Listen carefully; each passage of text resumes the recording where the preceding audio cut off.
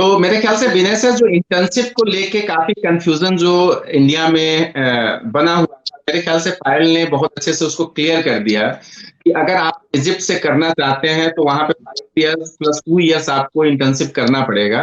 अगर आप इंटर्नशिप नहीं करना चाहते हैं तो 5 इयर्स के बाद इंटर्नशिप इंडिया में कर सकते हैं।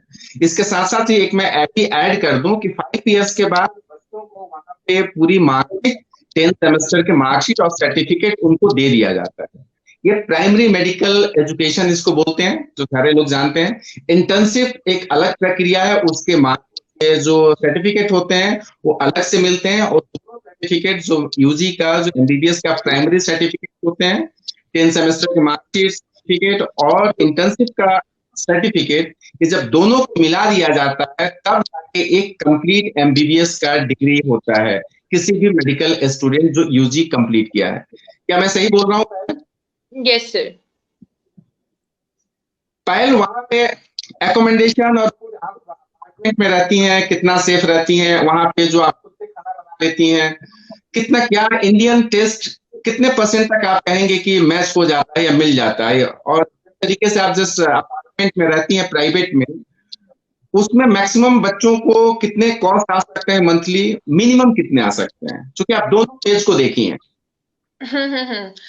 सर एक्चुअली पहले अकोमोडेशन की बात करते हैं कि last year I used to live in a furnished apartment, but this year I bought all the furniture and I shifted to an unfurnished apartment. So it depends on like how you want to live. If you want to live a good life, it's like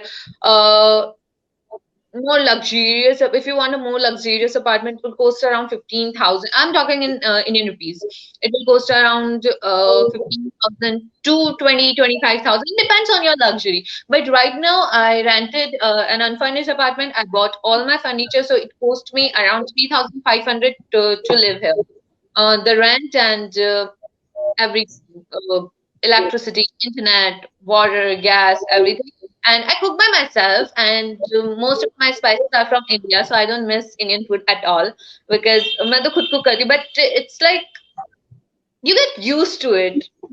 After a while, yeah, at first you feel it's so different and it's so difficult to eat these things, but you get used to it because the thing, ऐसी बहुत सी चीजें जो मुझे जब मैं first यहाँ पे आई थी मुझे बिल्कुल पसंद नहीं थी, but अब like I die for those things, so you get used to it. और अगर इंडियन टेस्ट की बात है तो यहाँ पे बहुत सारी इंडियन शॉप्स है, इवन इजिप्शियन शॉप्स भी है जो इंडियन जो सामान होता है वो सेल करती है. That's why I told you कि मसाले वगैरह सब कुछ यहाँ पे मिल जाते हैं, इनका इश्यू नहीं है, इश्यू अचार का है. तो इंडियन टेस्ट इतना मिस नहीं होता. बाकी यहाँ पे बहुत सारी मैस वगैरह भी है. मैंने तो कभी मैस लगाई नहीं, बट जो स्टूडेंट्स, मैं कुछ स्टूडेंट्स को जानती हूँ जो मैस वगैरह लगा रहे थे, तो I think they are happy. Okay, क्या इंडियन करेंसी 10,000 से 12,000 में एक बच्चा लॉजिंग फूडिंग के साथ सर्वाइव कर सकता है? आराम से. Like this month I just spent 9,950 and I'm still left with so much. Actually, I'm so happy with myself because of it, because I was trying to cut off my expenses and this month I did great because it's like 16 of this month and I still have so much money left. So it's easy. 10 to 12,000 is enough. If you want to live a simple life, 12,000 is more than enough. But if you want a luxurious life, it's like 20,000. It's like maximum 20,000, 25,000. It depends on you totally. And if I know some people here who are actually traveling and Payal also is very close to Kota. And in Kota, generally a hostel charges $15,000 to $18,000 for one student per month. So even in India, it's कम यहाँ पे spend करती हूँ. यहाँ पे मेरा कम पैसा खर्च होता है कोटा से. तो ये काफी इंपॉर्टेंट न्यूज है कि जो बच्चे कोटा में तैयारी किए हैं और रहे हैं उनको एक्सपेंस ये थे हॉस्टल और खाना के लिए, उससे सस्ते में आप इजिप्ट में रह सकते हैं और खा सकते हैं अच्छे तरीके से. मैं सही बताया? Yes sir. ट्रैवलिंग एक्सपेंस इतना डिफिकल्ट नहीं है. ट्रैवलिंग एक्सपेंसेस क्या एक्सपेंसिव है ट्रैवलिंग या चीपेस्ट है, और किस किस तरीके के पब्लिक ट्रांसपोर्ट है? Sir like I don't understand what kind of traveling are you talking about, like normal metro? Public transport. Your local convenience. कितना एक्सपेंसिव है पब्लिक ट्रांसपोर्ट, कितना एक्सपेंसिव है या सस्ता है? I think से सही है, बिकॉज मैं लाइक कॉलेज से 8 मेट्रो स्टेशन दूर रहती हूँ, तो हमें एक्चुअली इस साल से मेट्रो कार्ड मिल जाता है। उसमें 60 पाउंड का रिचार्ज होता है, 250 रुपीज के आसपास का रिचार्ज होता है, और वो 3 महीने चल जाता है। तो 3 महीने 2 स्टेशन का होता है, तो 3 महीने कॉलेज आने जाने का हो जाता है 250 रुपए में। और इसके अलावा बस माइक्रो बसेस वगैरह होती है, तो माइक्रो बसेस भी 2 पाउंड पर टाइम चार्ज करती है, 2 pound 5 pound, depend on your location. I think it's not expensive. बाकी जो मेट्रो है, अगर आपका कार्ड नहीं है, कार्ड वैसे यूजुअली सारे इंटरनेशनल स्टूडेंट्स कार्ड बना के रह रहे हैं, बट अगर कार्ड नहीं है तो it's like 5 pound for 9 station, 7 pound for, I don't know, I never use 7 pound card. By the way, Egyptian pound is 4 rupees 50 पैसा, around 4 rupees 50 पैसा, तो आप उसके हिसाब से कैलकुलेट कर सकते हैं। Yes. इंटरनेट कितने एक्सपेंसिव है वहां पे? इंटरनेट यहाँ पे ये चीज है, इंटरनेट एक्सपेंसिव है।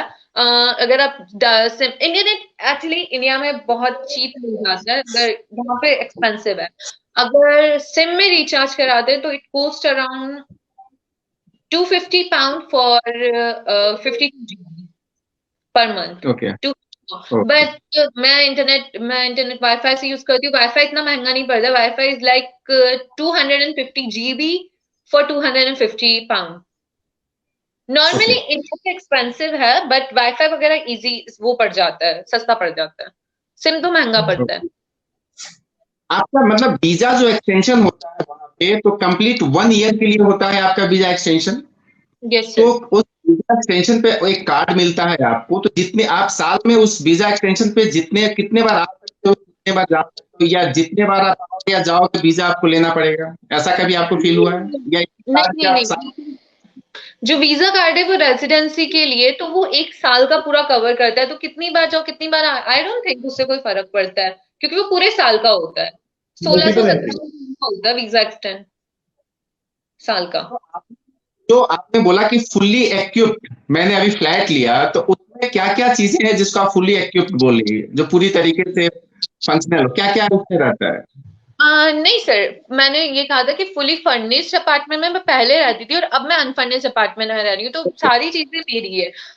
लाइक फर्निश्ड जो अपार्टमेंट होता है उसमें सब कुछ अवेलेबल होता है ऑलरेडी, लाइक गैस हो गया, गीजर हो गया। बट अभी मैंने सब कुछ ये खरीदा है, तो मैंने मेनली जो जो चीजें खरीदी है वो फर्नीचर है, कूलर है, गैस है, फ्रिज है, गीजर है, दैट्स इट।